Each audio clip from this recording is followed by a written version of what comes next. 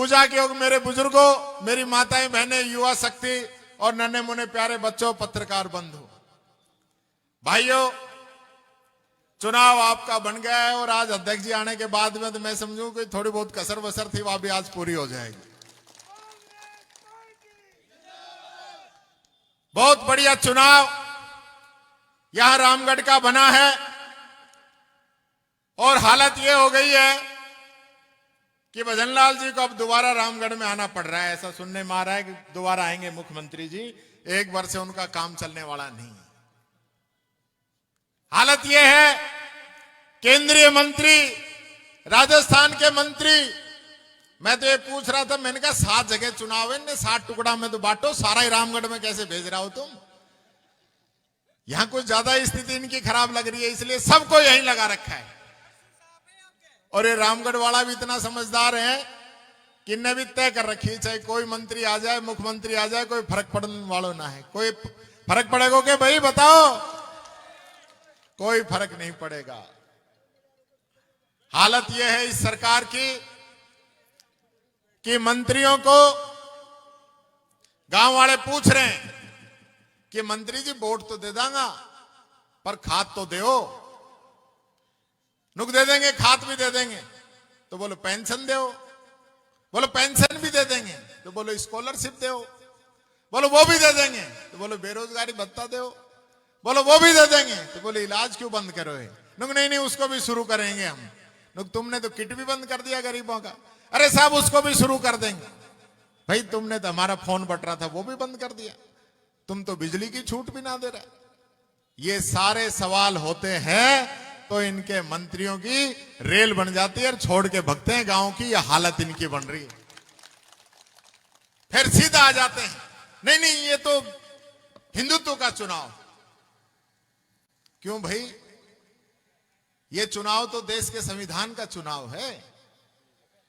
ये वो चुनाव है जो ताकत इस जनता को बाबा साहब भीमराव अंबेडकर ने दी है, उसका चुनाव है। ये हिंदुत्व का चुनाव नहीं है। हिंदुत्व तो हमारे भी दिल के अंदर है। मैंने तो कहा था भाई टीकाराम के नाम में ही राम है, तुम कहां से पूछने वाले हो गए कि हम हिंदू हैं कि नहीं है? ये सर्टिफिकेट तुमसे चाहिए क्या हमको? आज इन लोगों की हालत खराब है। कह रहे रामगढ़ में भगवा फहराएंगे। मैंने कहा हमको तो खूब भगवा दिख रहे हो, कौन मना कर रहे हो भाई? कौन मना कर रहा है? लोगों को गुमराह करने के लिए ये लोग तरह तरह की बातें बना रहे हैं और अभी तो बनाएंगे। जो 4-5 दिन से चुनाव क्लियर हुआ है, और विशेष रूप से मैं कहना चाहूंगा दलित समाज का मैसेज आ गया है कि हम तो हमारी बहन संजना के, हमारे भाई भजनलाल जी के और भाई हमारे बेटे टीकाराम जूली के हाथ मजबूत करेंगे, क्योंकि चुनाव तो हमारे नेताओं की इज्जत का चुनाव है। और ये मैसेज आ गया है और सब लोगों ने तय कर लिया है कि जिस पार्टी के राष्ट्रीय अध्यक्ष हमारे समाज के हो, वो पूरा समाज हमारे राष्ट्रीय अध्यक्ष खड़गे साहब के हाथ मजबूत करने के लिए इस पूरे चुनाव में एकजुट होकर निकल चुका है। ये जो हमें बांटने का काम कर रहे हैं, इस संविधान को तोड़ने का काम कर रहे हैं, संविधान को जलाने का काम कर रहे हैं, ये कहते थे कि 400 पार लेके आएंगे और संविधान को बदलेंगे।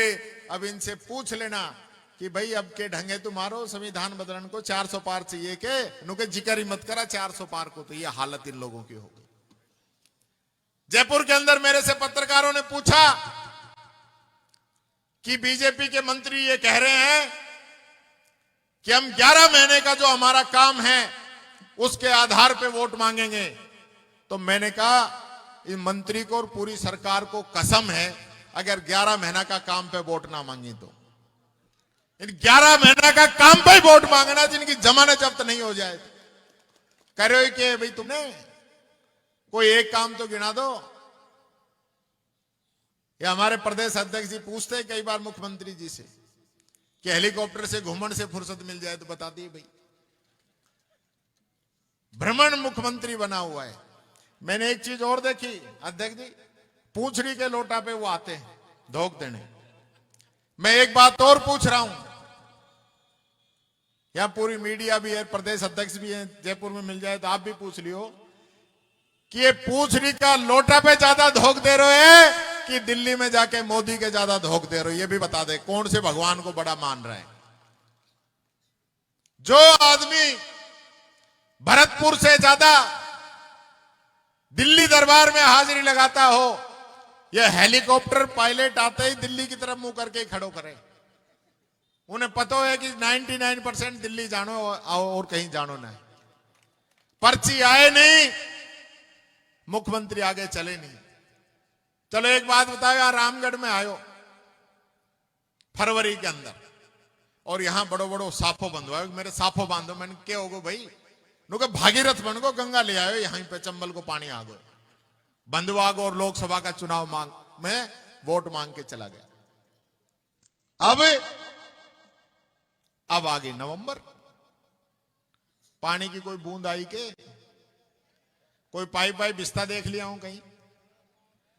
हमने तो और भी बात छोड़ो, हमने कहा वो एमओयू तो दिखा दे धनी, जो समझौता करे मध्य प्रदेश से, वो तो बता दे कितना पानी आएगा। नुको जो कह रहा उससे ज्यादा आएगा। तो मैंने कहा तू ये तो बता दे कितना आएगा। आज एक मुख्यमंत्री की ये हैसियत नहीं कि वो एमओयू दिखा दे जिसमें यह बता दे कि रामगढ़ के अंदर कितना पानी आएगा। मैं चैलेंज करता हूं इन लोगों का, अगर इनमें हिम्मत है तो ये बता के दिखा दे कि रामगढ़ में कितना पानी ये लेकर है। इनको चैलेंज करता हूं, नहीं बता पाएंगे क्योंकि मुख्यमंत्री को ही नहीं पता।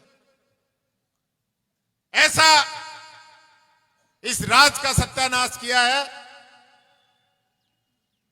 कि राजनीति का जो माहौल था वो ही एकदम खत्म कर दिया। आज क्या कोई मंत्री मुख्यमंत्री राजस्थान का किसी भी काम की हां भरने की हैसियत में है क्या?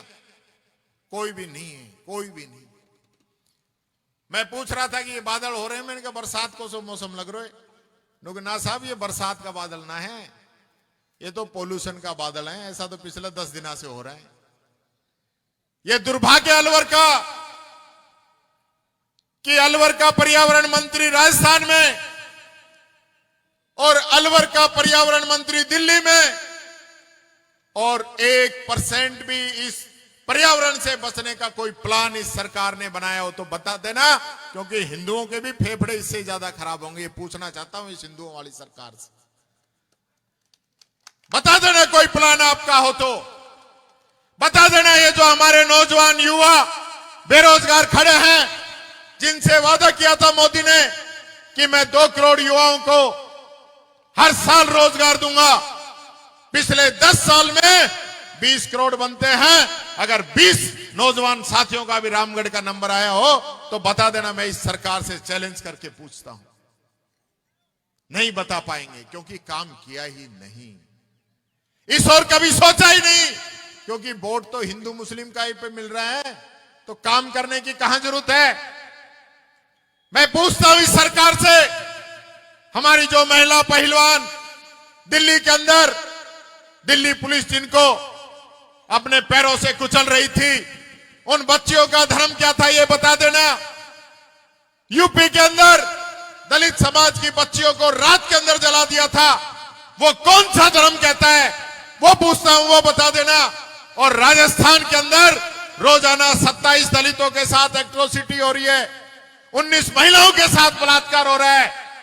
उन बच्चियों के दलितों का धर्म भी आप बता देना। बीजेपी के लोगों, मैं आप लोगों से पूछना चाहता हूं, ये धर्म के नाम पे राजनीति कर रहे हो, ये ज्यादा लंबी चलने वाली नहीं है। हमारा धर्म है इंसानियत, हमारा धर्म है करुणा, हमारा धर्म है प्यार, हमारा धर्म है मोहब्बत। जो हमारा नेता राहुल गांधी लेके चलता है मोहब्बत की दुकान, वो हमारा धर्म है। ये हमारा धर्म नहीं है कि हम नफरत फैलाएं, एक दूसरे व्यक्ति से नफरत करें। ये बात मैं कहना चाहता हूं, पूछना चाहता हूं इस सरकार से कि बता दे कि पिछले 11 महीने में कितने लोगों का इन्होंने भला किया है, कितने लोगों को पेंशन दिए, ये पूछना चाहता हूं। झूठ बोलने का और धरती में सोने का कोई आंकड़ा नहीं है, ये कहावत है हमारे यहां पर। मैं अंत में एक ही बात कहना चाहूंगा कि साथियों, हमने 5 साल जुबेर जी को दी थी। जुबेर जी को जिता के भेजा था कि नहीं भेजा था? कितने साल के लिए भेजा था? ऊपर वाले को कुछ ऐसा मंजूर हुआ और आज वो हमारे बीच से चले गए। ये बचा हुआ ट्रम जुबेर जी का ही है। पहला हक तो इनका ही बनता है कि नहीं बनता है? बनता है ना? फिर क्यों इनका हक मारने पे तुले हुए हो? जिनका हक है उनको मिलना चाहिए, ये भी हमारा धर्म कहता है। हमारा धर्म नहीं कहता कि हम किसी दूसरे व्यक्ति का हक मार के चलें। जब जनता ने 5 साल के लिए जुबेर जी को एमएलए बना दिया था तो ये ट्रम उनके बेटे को पूरी कर देनी चाहिए। आगे ये जो काम करेगा उसके आधार पर अगले वोट में फैसला होगा। इसलिए मैं आपसे अपील करता हूं, निवेदन करता हूं, 4 दिन बचे हैं, जी जान लगा दीजिए और भाई आर्यन जुबेर को जीता के विधानसभा के अंदर भेजिए ताकि विधानसभा में मेरे हाथ मजबूत हो। हमारे विधायक बैठे हैं, हम सब लोगों ने मिलके इस बीजेपी की बैंड बजा रखी विधानसभा के अंदर। एक भाई और आपका जीत के जाएगा तो हमें और मजबूती मिलेगी। यही बात मैं कहना चाहता हूं। बाबा साहब के संविधान को बचाने के लिए, इस देश के मान सम्मान के लिए और जुबेर जी को श्रद्धांजलि देने के लिए एक एक व्यक्ति को काम करना है। और इस मुहिम में सब लोग मिलकर एक साथ लगोगे कि नहीं लगोगे? मैं चाहता हूं दोनों हाथ उठा के सब समर्थन करें। जो पीछे खड़े हैं वो भी और मंच पे हैं वो भी, सब लोग समर्थन करें कि आने वाली 13 तारीख को एक एक वोट हाथ के निशान पर आदरणीय जुबेर जी को देंगे। बहुत बहुत धन्यवाद। जय हिंद, जय भारत, राम राम साहब। और अब मैं आपसे रूबरू करा रहा हूं हम सबकी शान भरतपुर महाराज आदरणीय विश्वेंद्र सिंह जी, जो कि फोन पे ही आप लोगों से जुबेर जी के लिए अपील कर रहे हैं। आदरणीय महाराज साहब। महाराज साहब जी, सरदारी को सभी को मेरी राम राम। राम राम साहब। अपना विश्वेंद्र सिंह बोल रहा हूं और सभी लोग लगे हुए हैं। ये जो भ्रष्टाचार और ये उल्टा सीधा इस सरकार में चल रहा है, ये आवश्यक है कि अपन कांग्रेस की सीट को जिताएं।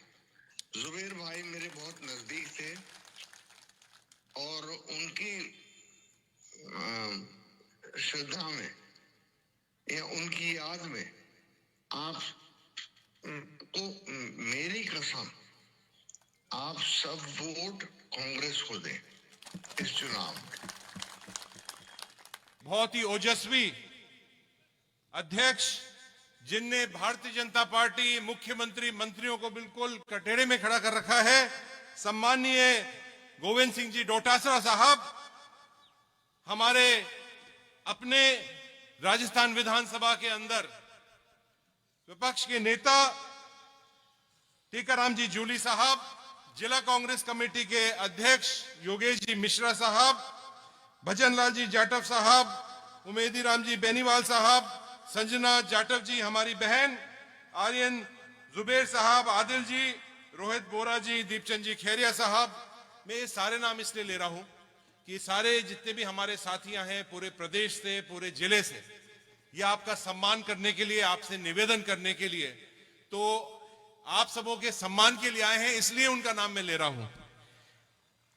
कांति मीना जी, ललित यादव जी जो हमारे माननीय विधायक हैं मुंडावर से, रुपेंद्र सिंह जी कुन्नर साहब, अनीता जाटव जी, हमारे गैदर साहब, मांगीलाल जी मीना साहब, विकास चौधरी जी, देवेंद्र जी हंस साहब जो हमारे माननीय विधायक हैं और राजपूत समाज से, हरियाणा से इतनी दूर से पधारे हमारे बीच में, हमारे शिखा मील जी, रमेश जी खंडेलवाल साहब, जसवंत गुजर जी जो हमारे यहाँ के इंचार्ज हैं, अजीत जी यादव साहब, नेमीचंद जी फौजदार साहब जिनने बहुत ही ओजस्वी भाषण दिया, विनोद जाखड़ जी, शकुंतला रावत जी, गंगा, राजेंद्र गंडोड़ा साहब, अमर सिंह जी जाटव साहब, धर्मेंद्र जी राठौड़ साहब, जौहरीलाल जी मीना साहब, नसरू खां जी हमारे प्रधान, विनोद कुमार जी हमारे प्रधान साहिबा, जाकिर खान साहब, लियाकत जी,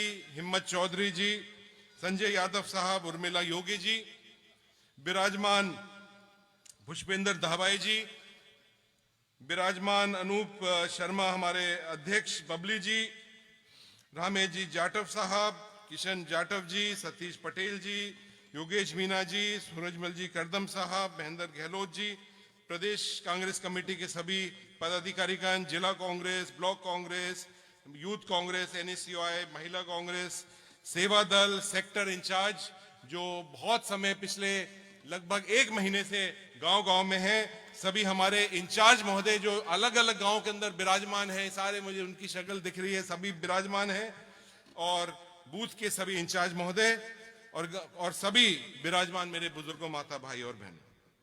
मैंने ये सारे नाम इसलिए लिए कि देखो, अपना जिले के अंदर बाहर से कोई बाड़मेर से, कोई हनुमानगढ़ से, कोई जयपुर से, कोई बाड़मेर और अलग अलग जिलों से पधारे हैं, हरियाणा से पधारे हैं, उन सब लोगों का हम स्वागत करते हैं।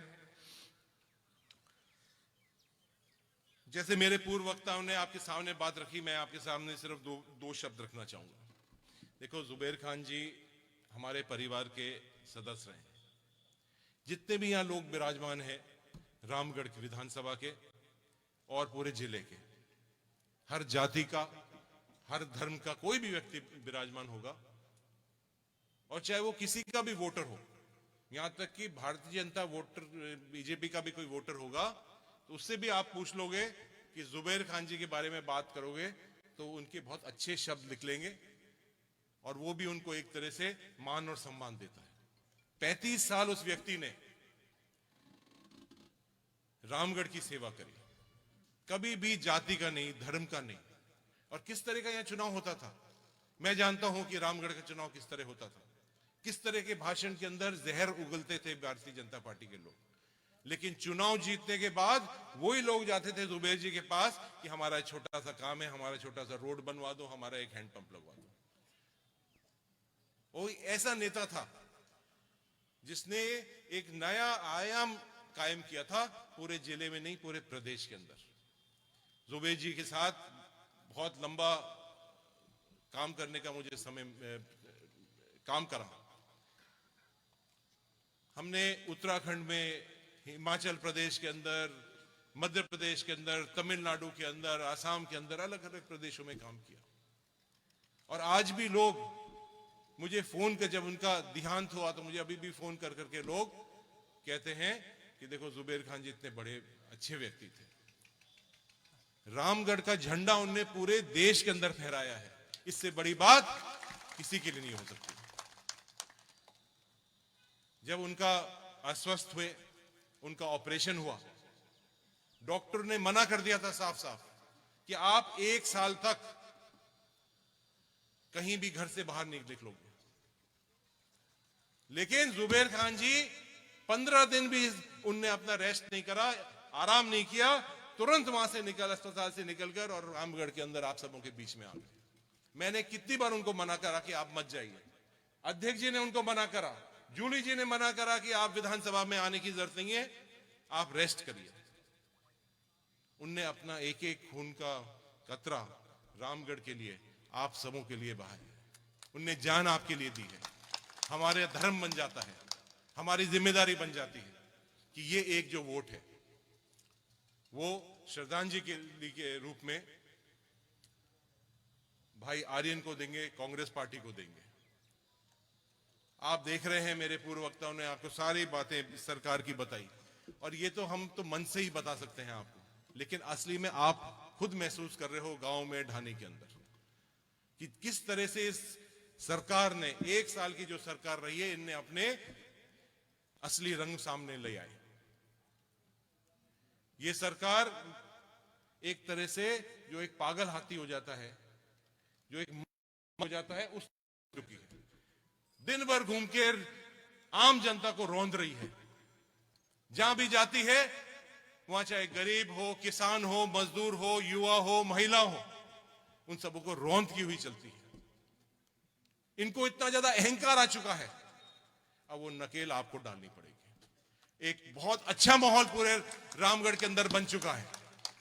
मैं भी गांव गांव, ढानी ढानी के अंदर आप सबों के बीच में वोट मांगने के लिए आपके साथ हूं, और हर गांव के अंदर हर बिरादरी के लोग, 36 बिरादरी के लोग इस सरकार से इस 11 महीने में ही परेशान हो चुके हैं, और उनने तय कर लिया है कि भारतीय जनता पार्टी का कोई वोट मांगने आएगा तो पहले तो ये 11 महीने का हिसाब देना पड़ेगा, उसके बाद वोट की बात करेंगे।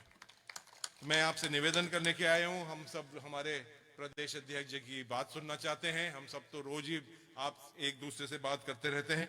आप सब लोगों ने जो कांग्रेस पार्टी के ऊपर आपने हरदम विश्वास करा है, आपने परिवार माना है, जुबेर जी का पूरा परिवार आपका खुद का परिवार है, उसके लिए मैं एक बार फिर आपसे निवेदन